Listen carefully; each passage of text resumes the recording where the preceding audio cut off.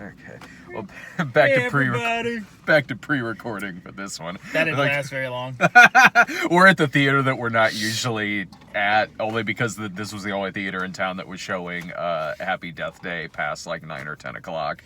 I was telling you, I swear earlier Ryan and I had a good enough reception to do this. We can do this live. Well, it's because we reviewed Battle Angel, so the signal budget was way bigger on that film. Cameron is signal boosting the fuck out of that one. Like, everybody, review it, please. Yeah, we're working with a Jason Blum budget on the review for Happy Death Day too. Which is okay. It's okay. Yeah. That's a bad thing. It just means we got to work a little bit within the means. Yeah. We just have a very set, tight budget. It feels like it was only like a year ago, like not that long ago, that we reviewed the first film. I didn't even know that they were making a second movie until, I don't know, like a few months ago when Sarah and I got the trailer for this in front of something. Just kind of random drop. I was like, wait a minute, what? Yeah, because at first I was like, oh, are they like re-releasing it or something? Like that would have been funny. Yeah. Anyway, sorry, just got distracted. I see I get my text when we're pre-recording it. I'm just popped up there on the screen. But anyway, so Happy Death Day 2 is out, and right away in the movie, and even like little bits throughout it, I mean, in my head I was thinking like, I don't know if this is entirely necessary. Like, I mean, the first I didn't leave the first one thinking like, man, they better explain this shit. Right. Because in this one, yeah, they pretty quickly into the movie, they scientifically explain what caused the events of the first film to happen. That's really in the first 10-15 minutes of the movie, and then it goes from there. So I'm watching this movie thinking like, I don't know if the first one maybe really could have spoken for itself, let alone have a bunch of answers that this film has. But at the same time, you know what? God damn if I wasn't really entertained in this film. This, honestly, if you're comparing, like, this movie to the first one, this movie is a darkly comic, twisted version of Groundhog Day. Well, like, so was the first one. So was the first one, but, like, more so, I feel like this one, it's not, the horror is not, it's not really a horror film, it's a sci-fi film. Yeah, it really is. Here's what this is. Like, there is still a killer in this, and there is still a mystery, but it almost seems like an afterthought. Like, it's there because it was in the first one. Yeah. Now, what happens in this movie is that, and you know what? I give them points for creativity of getting a sequel out of this, because what happens in this film is, when they find out that what caused this Groundhog Day effect in the first one, it's because of this science project that some kids were doing, and then it opens up a multiverse which sends Tree, the main character, back to the day from the first movie, only it's in a different universe. Yeah. So slightly different things are happening. Like, some characters are kind of different. The killer who was the killer in the first one is not the killer in this one. Yeah. So there's another killer in this. I like how no matter what the universe is, there is still a killer on the loose at this campus. So there's certain universes, there's just that one bad guy. Yeah, there's bad across the board. Someone is going to be a villain here. If you're going to be a psychopath in that universe, you're probably going to be a psychopath in this universe. So that's good to keep some things, similar. It almost, the fact that there is still like a masked slasher in this movie does feel really minor to this film, where it was the main plot of the first one.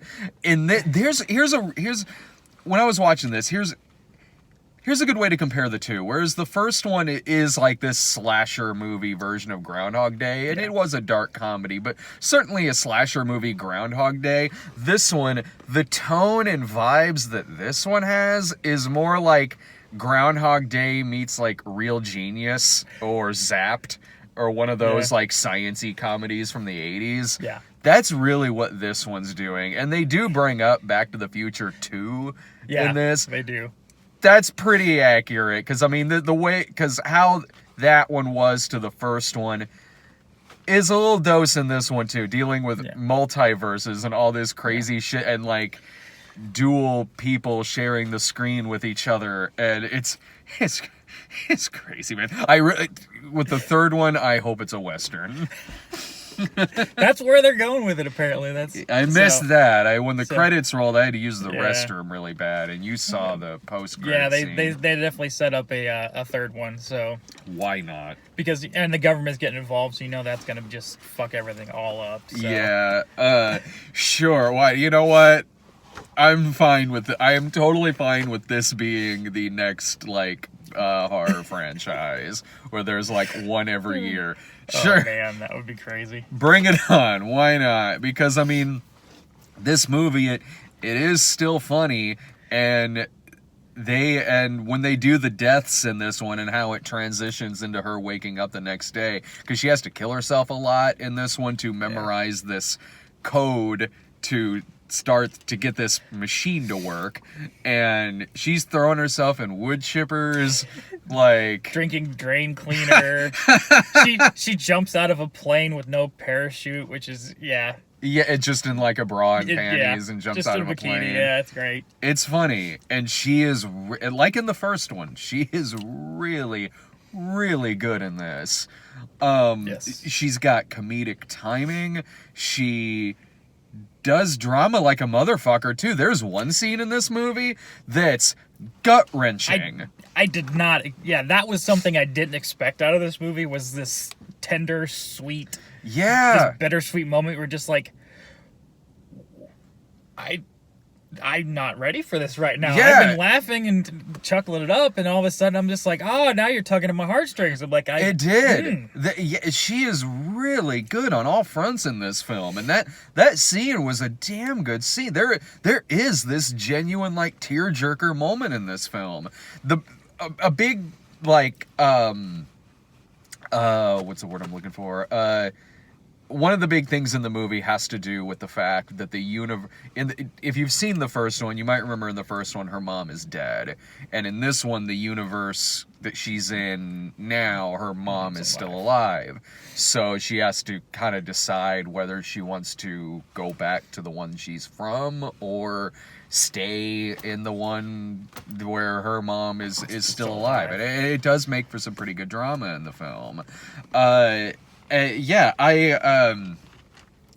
I said, like it's so batshit in what it does with the plot of this film to introduce all of these science experiments and this orb and everything, and I'm like, man, to be in the writer's room for this film where they're like just handed this assignment like, hey man, the first one was a hit, make another one.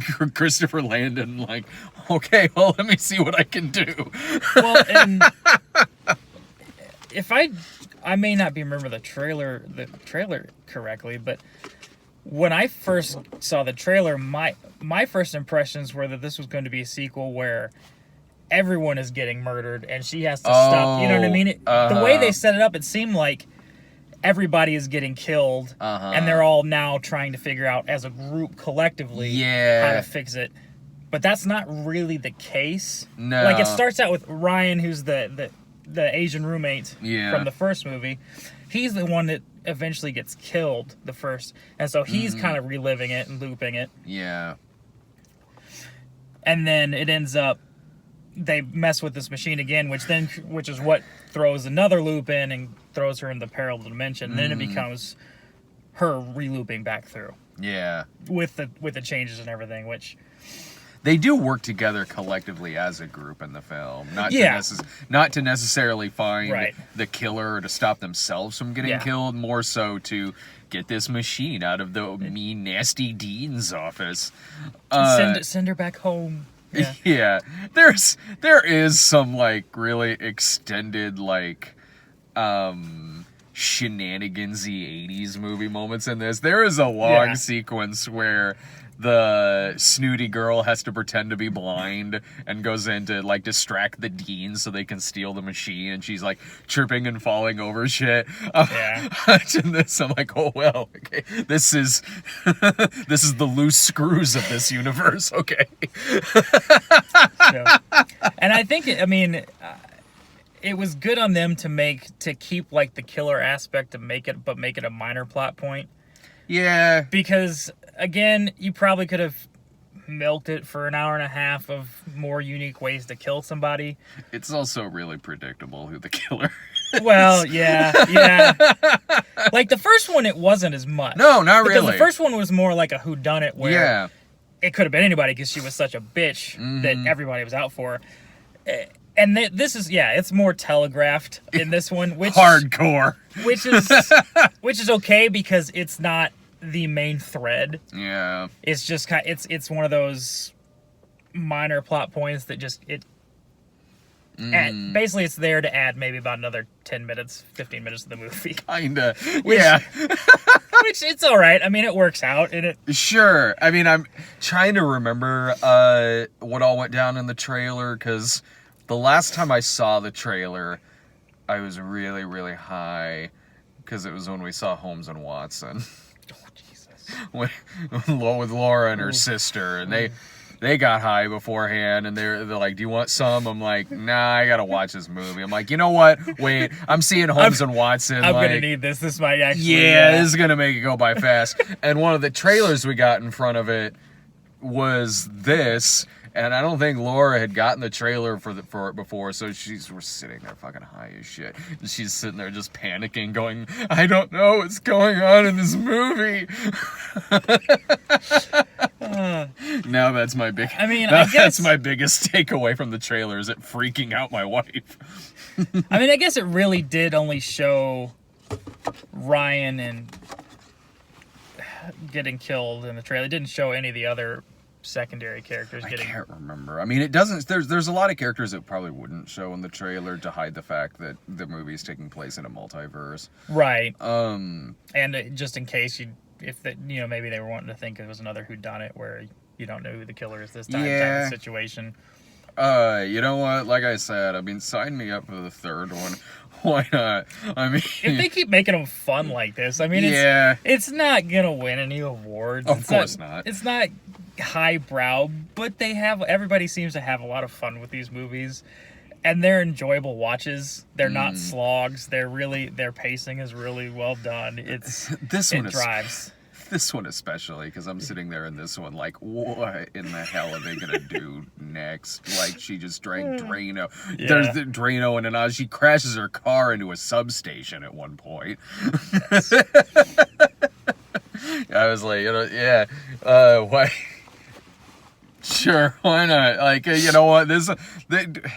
We go see a lot of like shit at like 10 or 10:30 at night, and we're always tired there watching it. This is a really good movie to see. It is. At like 10 or 10:30 at night. It keeps you entertained. Yeah.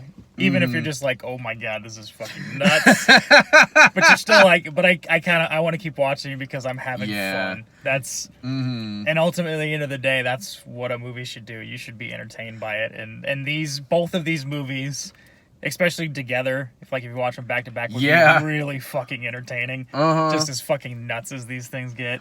It's a damn good movie to get a group of friends together and go out to the movie theater on a Friday or Saturday night and go see this. Like, especially if you're at a theater that has a bar in it, like grab a drink or two and go see this and like just chill out and watch this like pretty funny, real genius-y sort of slasher film. Sci-fi multiverse traveling. Yeah. Smoke a little bit before you go see it. And if you like the first one, yeah, you'll like the second one. I did like the first one. If you like it just on the merits of the movie itself, if you're going into it, I just want another slasher, flick. It's not that movie. No. But honestly, I don't think it would be as fun if it was just the same thing again.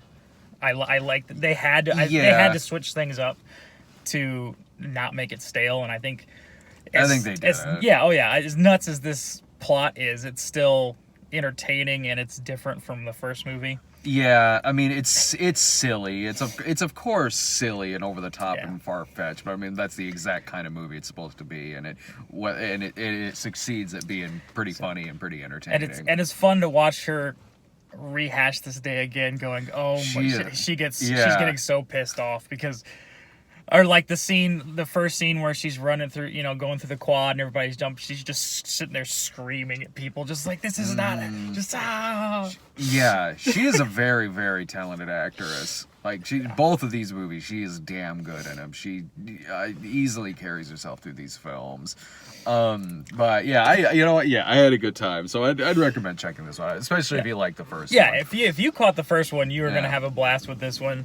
As long as you don't expect the same movie as the first one, which if you do, just watch the first one. I know, right? Like it sets itself up for a rewatch. You might as well. I really kind of want to watch these back to back now.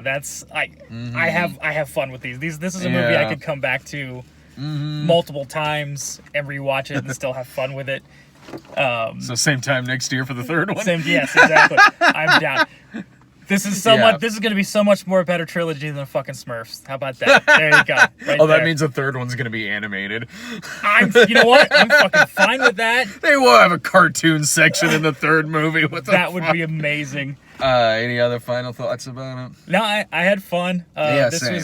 I did too. They did a really good job with this movie. Again, just it's still as entertaining as the first one. And again, it would be tough to make a movie like that and rehash it. So props to them for if it's a nutty plot, coming up with something so off the wall and make it entertaining and not just be like, oh my god, this is just I can't believe this. But I mean, it's entertaining and you're right. It didn't need an explanation of why it happened the first movie, but why not? It's here. But if you're exists. going to, if you make it like that, you make it entertaining like that, and go the Animal House route.